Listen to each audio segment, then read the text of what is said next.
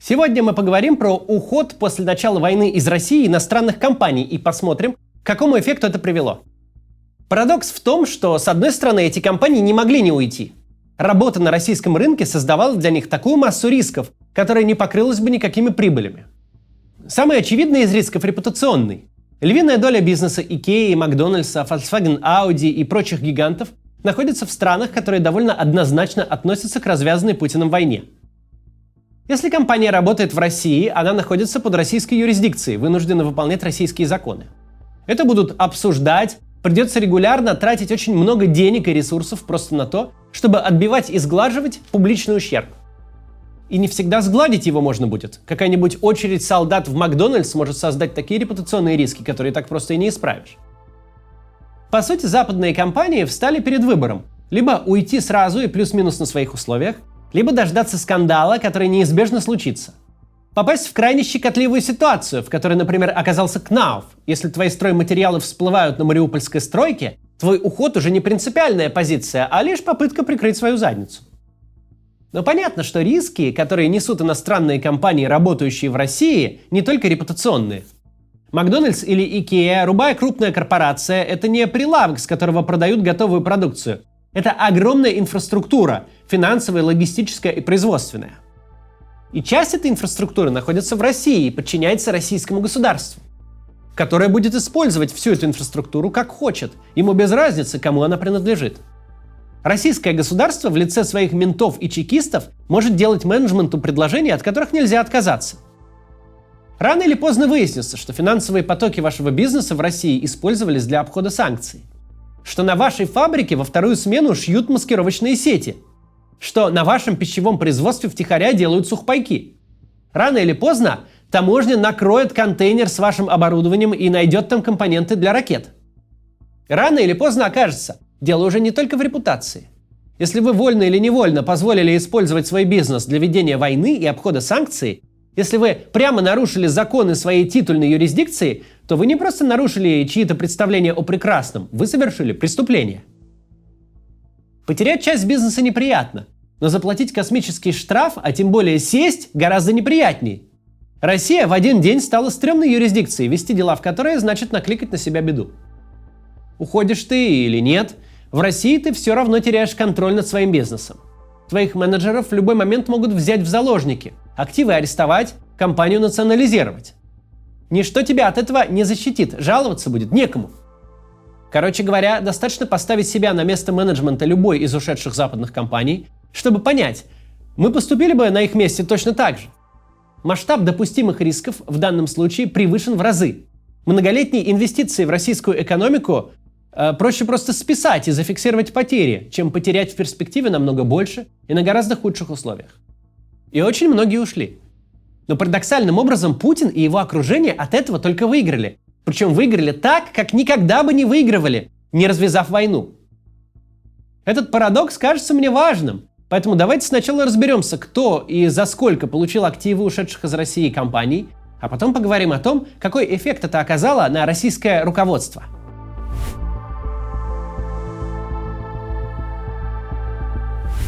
Массовый исход иностранных компаний из России за 2 года войны серьезно изменил российскую экономику. Одни крупные предприятия были проданы, другие отданы в управление. В течение этих 2 лет государство все время ужесточало правила игры. Многим владельцам пришлось дорого заплатить за возможность уйти из России, а у некоторых активы были фактически экспроприированы. Посмотрим, кто стал выгодоприобретателем в данной ситуации и насколько велики эти самые выгоды и приобретения. Некоторые оценки в нашем обзоре взяты из рейтинга крупнейших покупателей иностранных компаний, составленного The Bell.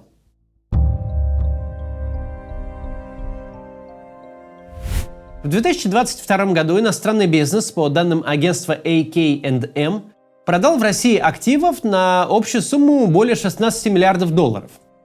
За год было совершено 109 таких сделок. В 2023 году объем продаж составил 11 миллиардов долларов, на треть меньше, и сделок было совершено 97. Нужно понимать, что оценить реальную стоимость проданных компаний непросто, ведь многие активы продавались за бесценок или цена была непрозрачной. Так что аналитикам приходится делать свою собственную оценку на глазок. Кроме того, в эту статистику совсем не попали случаи, в которых в иностранных компаниях вводилось так называемое внешнее управление. Ведь в этих случаях бизнес формально вообще не переходил из рук в руки, но в реальности денежные потоки оказывались в распоряжении управляющих. В течение 2 лет войны доля сделок с иностранцами на рынке слияния и поглощений неуклонно падала. Если в 2022 году в некоторые месяцы она составляла 40-44%, то в 2023 году наибольшая доля была зафиксирована в феврале – 32%, а к концу года сократилась до 11-13%. Причина в ухудшении условий, на которых компании могли продать свои активы. Мы поговорим об этом чуть позже. А пока, чтобы понять, как уход повлиял на экономику России, приведем еще одну важную цифру. Согласно оценкам The Bell, все проданные и переданные под внешнее управление иностранные компании вместе сделали суммарно 3 триллиона рублей выручки за предвоенный 2021 год. Это как 2 бюджета Петербурга или более половины бюджета Москвы. То есть это были действительно работающие и прибыльные бизнесы.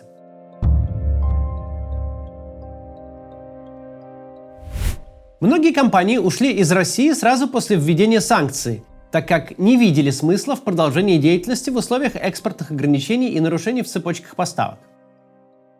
Они продавали свои активы за символические или небольшие суммы российскому менеджменту, у которого ранее были доли в компаниях, или российским инвесторам.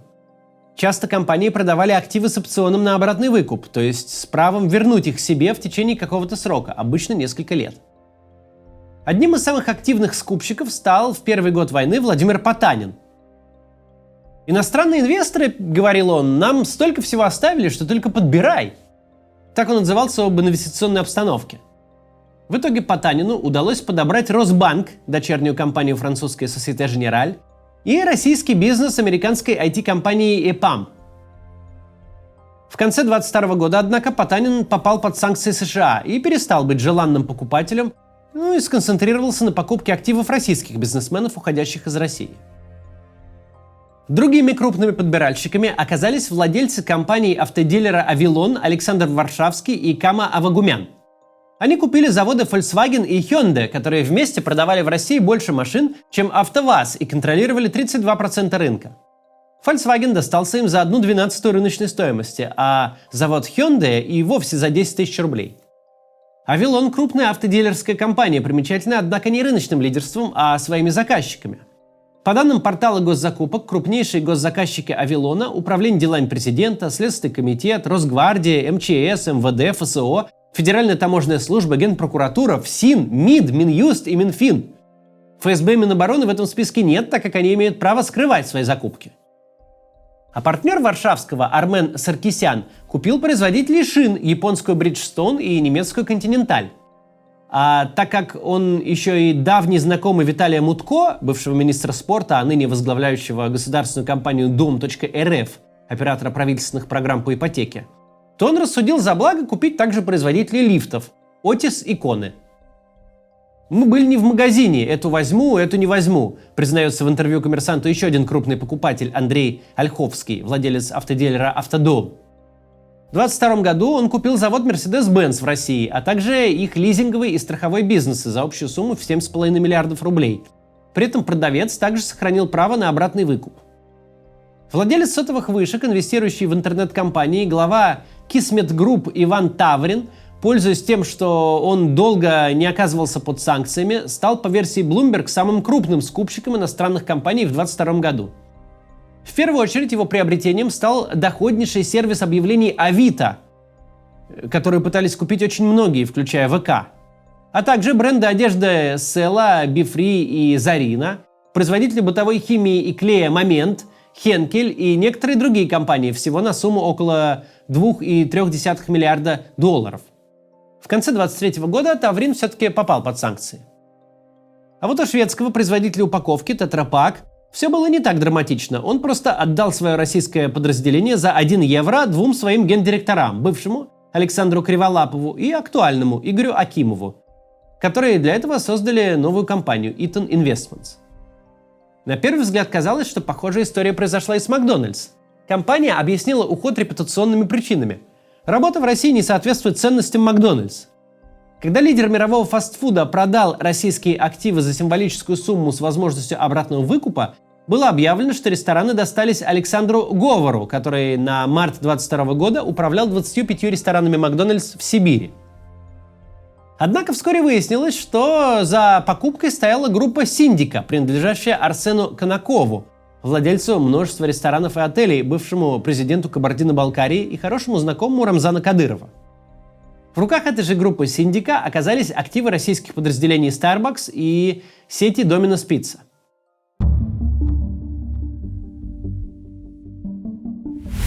Тем, кто не успел уйти до конца 2022 года, стало намного сложнее сделать это позже.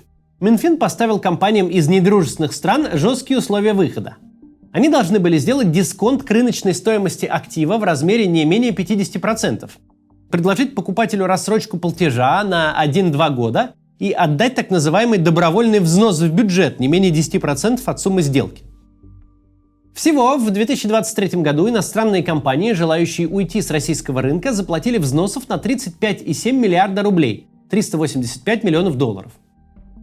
В результате количество сделок по выкупу менеджментом иностранных компаний снизилось почти в 2 раза. Таких сделок в 2023 году было всего 22 против 42 в 2022. Сложнее стало и с внешними покупателями. Все больше российских богачей попадали под санкции. Так что не все компании, жаждавшие уйти, успели это сделать. В апреле 2023 года Путин подписал указ, по которому Росимущество может назначаться временным управляющим зарубежных активов. Первым перешла под управление Росимущества пивоваренная компания «Балтика». К этому времени владелец «Балтики», датский пивной концерн «Карлсберг», уже нашел покупателя и ждал одобрения сделки правительственной комиссии. Но не успел.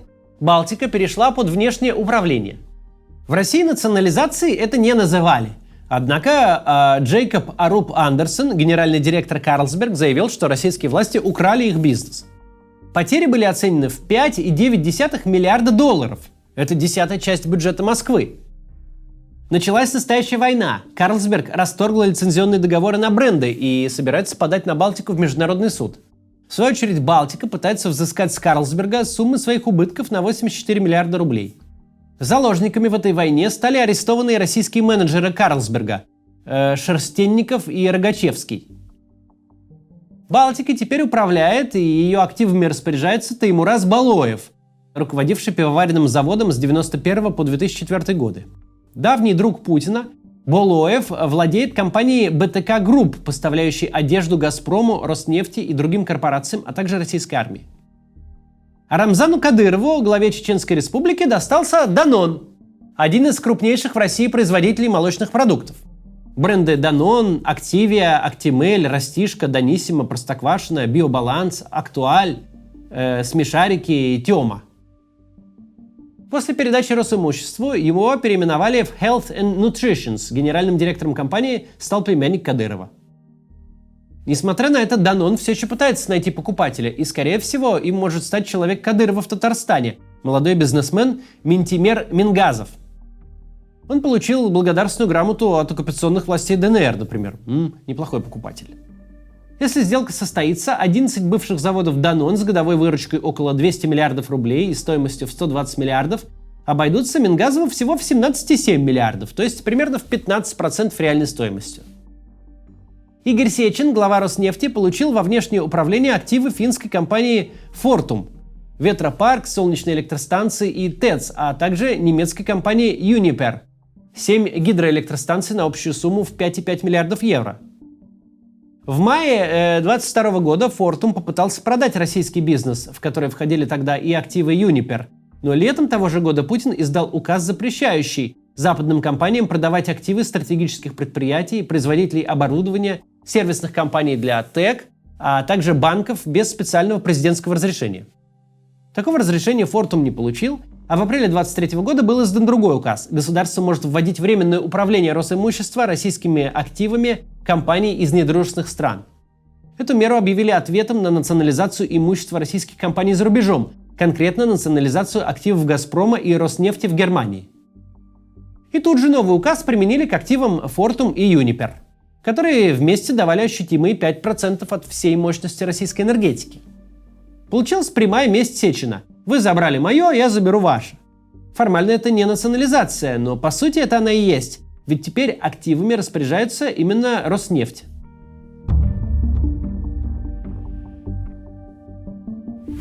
В апреле этого года Advanced Capital, российский инвестиционный банк, специализирующийся на слияниях, опубликовал свою оценку. Из-за низкой стоимости компаний средства, затраченные на покупку иностранной компании в 2023 году, в среднем окупаются менее чем за 3 года. До 2022 года, наоборот, срок возврата вложений в покупку российской компании составлял около 6,5 лет, а иностранной – более 7 лет. Так что же, дерзнуть и купить убегающего иностранца – это действительно было так выгодно? Зависит от отрасли. В основном да. Но, скажем, у автопрома сразу возникли очевидные проблемы. Андрей Ольховский получил со своим заводом Mercedes-Benz запчасти для сервисного обслуживания автомобилей. Именно этот бизнес и начал приносить прибыль быстрее всего. Что же касается завода, то он использовался в основном как склад, а сейчас на нем анонсирована сборка машин и комплектов китайских кроссоверов. Но даже запланированные объемы пока не впечатляют. Варшавский и Авагумян столкнулись с тем, что Volkswagen так и не смог снова начать работу. Не нашлось замены комплектующим из недружественных стран. На Hyundai остались родные комплектующие, и завод, по-видимому, будет перезапущен в течение 2024 года, но неизвестно, долго ли сможет проработать. Так как марка Solaris была зарегистрирована на российское юридическое лицо, то на заводе какое-то время будут производиться привычные модели Hyundai под брендом Solaris. Что будет, когда комплектующие закончатся, неизвестно. Велись переговоры с китайскими компаниями, например, Chery и JAC, но пока ими никто не заинтересовался. По информации The Bell, китайским компаниям предложили сразу заплатить за весь завод, и они сочли предложение не слишком выгодным. Это характерная история для автопрома. Корпорации ушли, их активы куплены за бесценок, но со временем выясняется, что прибыль приносит в основном лизинг и обслуживание. А что делать с заводами, не совсем понятно. Некоторые из них уже по несколько раз сменили собственника. Так, банкир Игорь Ким купил неработающий завод Volvo в Калужской области и сразу 6 западных компаний, связанных с обслуживанием автомобилей. Завод он потом перепродал новому собственнику, Дмитрию Стрежневу, владельцу автозавода «Урал», который надеется перезапустить Volvo с помощью китайских партнеров. Проблема в том, что китайцам выгоднее просто продавать машины, а не собирать их в России. Российские активы группы Renault стоимостью 2,2 миллиарда евро перешли в государственную собственность с опционом на обратный выкуп в течение 6 лет. Renault сотрудничала с российским АвтоВАЗом, у которого осталась часть производственных площадей. Сейчас там ведется крупноузловая сборка новых москвичей, в основном из китайских деталей.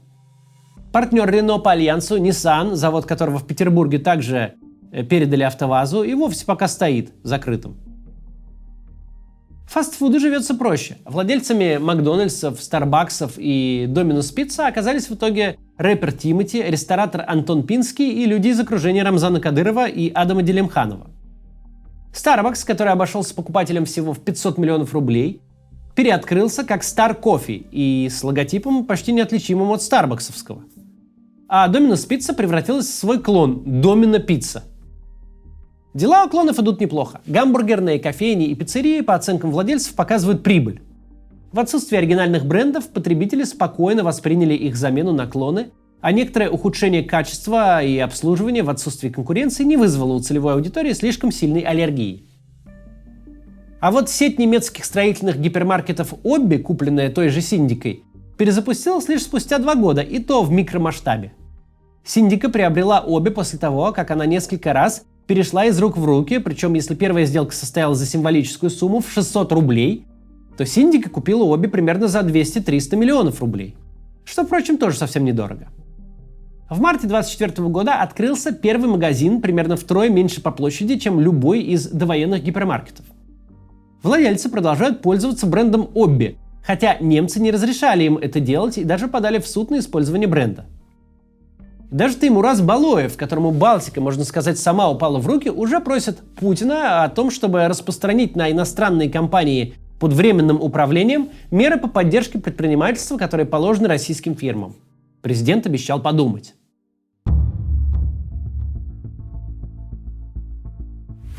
Иностранные компании продолжают уходить из России, но сделать это им все труднее.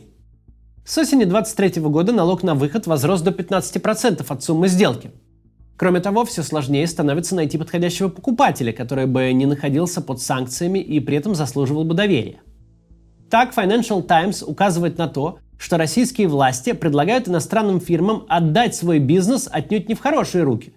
Например, активы нидерландской пивоваренной компании Heineken были переданы российской Arnest Group, которая производит репелленты дихлофос, лак для волос «Прелесть» и освежители воздуха. В январе-феврале страну покинули несколько японских компаний. В марте 2024 года ушел Wienerberger, мировой лидер по производству кирпича. В апреле покинули российский рынок Hugo Boss и дочка французской компании Auchan.